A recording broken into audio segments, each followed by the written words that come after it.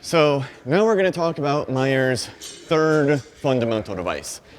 Quick review. We had his first and his second. So in the first, I'm in upper guard against middle guard. He approaches and stabs at me. I parry down as his hands are sliding.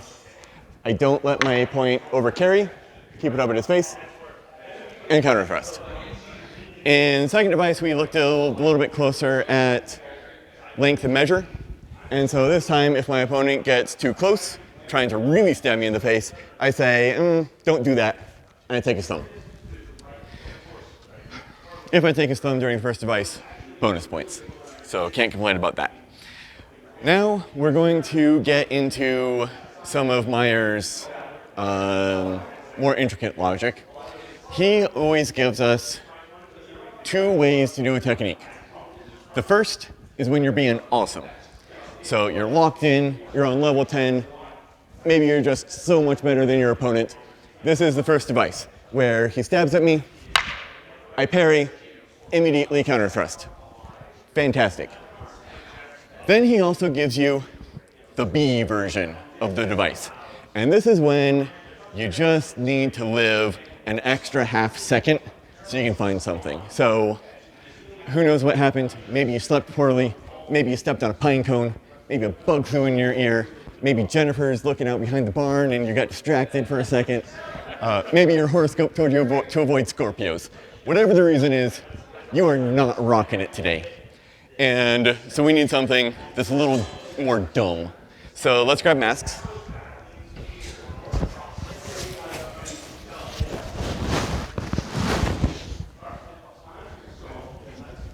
Very similar to before.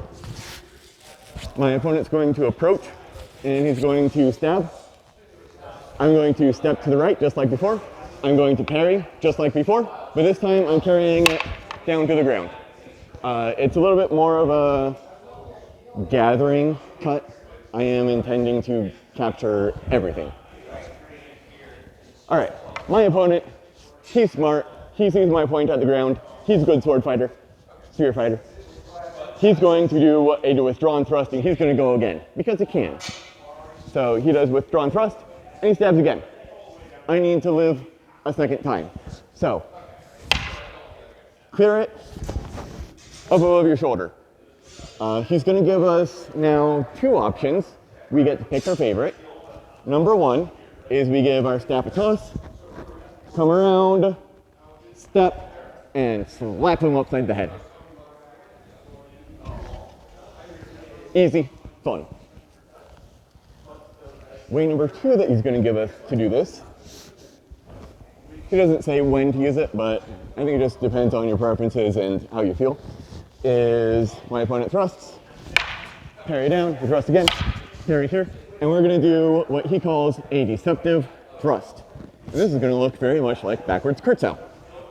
I come here, down to my hip in the side guard, and then thrust. Let's go over a small nuance. We'll go over this again when we actually get to the technique. Meyer calls this a deceptive thrust, and I think this language is very intentional. So I'm here, and what I'm looking for is, let's put this out of the way, is I want to level into middle guard, thrust.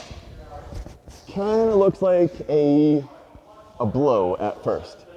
A lot of people, when I see them do this, they go here and they come from underneath and they say that's deceptive, it comes from underneath. I don't care for that because it doesn't cover a line. So if Shane does something tricky, so we'll go from the beginning. Okay, he stabs. And then maybe he's good. Maybe he has a third stab in him. And he stabs again. That covers my head. Whereas this, not so much. All right, so that is Meyer's third fundamental device, kind of the B version of his first fundamental device, and we'll start working on that. We'll kill the camera.